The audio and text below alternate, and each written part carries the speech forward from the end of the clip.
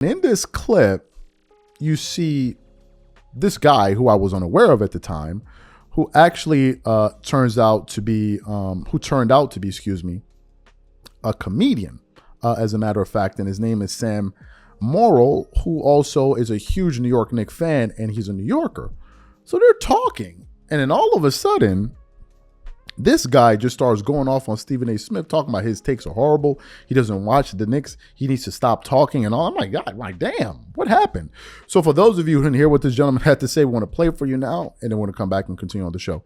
Take a listen to what he had to say here. I think Hardenstein defensively, like, if you watch basketball, like, that's why I know Stephen A. Smith doesn't watch basketball. When he goes, some guy named Hardenstein, shut up, Stephen A. Watch an actual game before you discredit the blue-collar work ethic of the great Isaiah Hardenstein, who has been the glue this year, and I only hope we can find the money to re-sign him.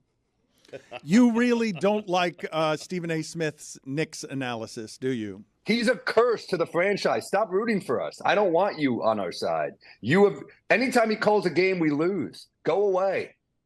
I like that you called out Stephen A. when Dan was like, Hartenstein, some guy named Hartenstein. That pissed me off. That really pissed me off. Well, take out Levitar, man. No, but I prefaced it by saying I know how much he loves Hartenstein, and I know that America is laughing at the idea that that would be the difference against the Celtics. I'm not even sure that you would dispute that that would be America's appraisal, not necessarily basketball people's appraisal.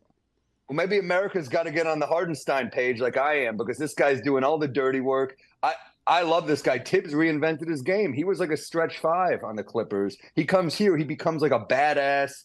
I'm just worried because he's sitting out now with like a sore Achilles, and I'm like, what the hell is that? I don't know what a sore Achilles is. That scares the hell out of me. So rest till you're 100.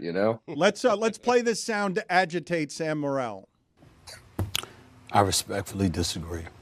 And we all know that how I feel about my Knicks, but they're 26th in defensive efficiency rating. Mitchell Robinson is out. Jericho Sims is out. So I got to deal with some dude named Hartenstein. Who's been playing with effort. Stephen A. He never shortchanges you with effort. I'm not trying to be disrespectful. Yeah, you are disrespectful. Some guy. This dude's an NBA player. So I have to listen to some guy named Stephen A. Smith who doesn't know what he's talking about.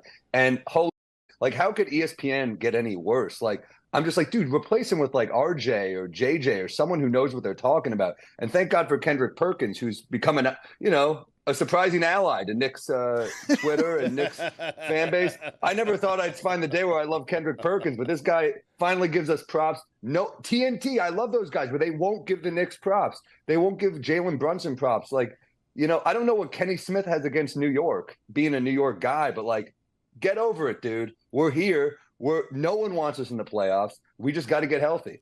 Brutal! Who are the sports analysts that make you angriest? Stephen A's up there. I like most. I mean, look, I don't watch enough to I watch Breen and Walt Frazier, so I have the two best in the game calling for my Knicks. I love Kenny Albert. I love the Knicks rotation. I like Alan Hahn a lot. Any of those guys are great. The ones who make me angry, Stephen A. Doris Burke bugs me. I got to be honest. I don't know. Like, stop riding Jason Tatum's jock this hard. It's unbelievable. It's like, are you from Southie? Did I miss something?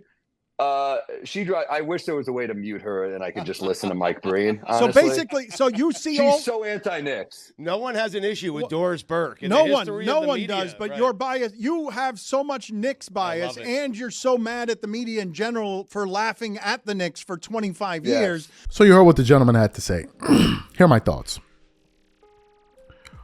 Is it possible that Stephen A. Smith doesn't watch all the Knicks games? Well, sure. I think the reason that would be is because maybe the guy is so busy. The guy seems to be someone that works all day. He has a lot of commitments. So maybe by the time he gets home, and maybe at the time that he's working, it would be very difficult for him to catch some of those Knicks games, right? I'm assuming. So you also look at time zones. Maybe he's on the West Coast. Things are a little bit different. So I can understand that.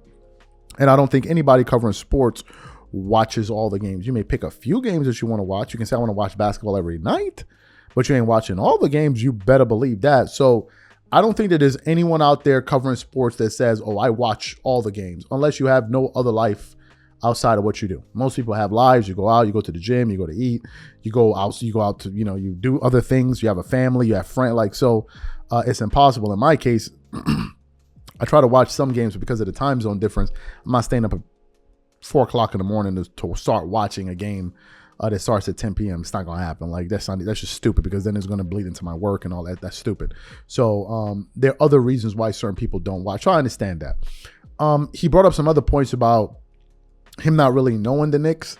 Listen, Stephen A. Smith is one of the resident New Yorkers on ESPN. He has to hype up the Knicks, and I think the way that he talks about the Knicks is just he's also entertain. Stephen A. Smith is also in the business of entertainment, right? You also have to be entertaining in the way that he does it. So sometimes does he over embellish? Absolutely, but most people do, because whenever you put on the camera and the mic, you got to also perform. You can't just be, I'm going to be my normal self, the way I am with my friends and family or whatever it is. I'm just going to be that way when I come on camera. No, that's not going to work. You got to put a little bit more energy, put more pep in your step. So I totally get all of that. In terms of some of the other stuff about, he's really horrible with some of his takes, him becoming a Kendrick Perkins fan, I get it. He is right. Kendrick Perkins has been supporting the Knicks a lot.